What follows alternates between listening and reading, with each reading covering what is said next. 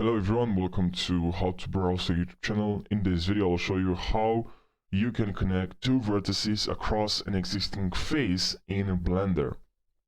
So if this video helped you out, don't forget to subscribe, I really appreciate that. And now let's jump right into the video.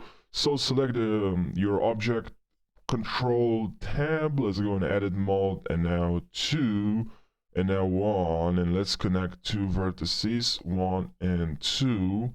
And don't press F, that doesn't mean you'll have to, okay, this not work, okay, but what you have to do, instead of F, you should press J, okay, and now if you go to face mode, now you have 2, so J, please press J, and F, don't press F, press J, okay. J, okay,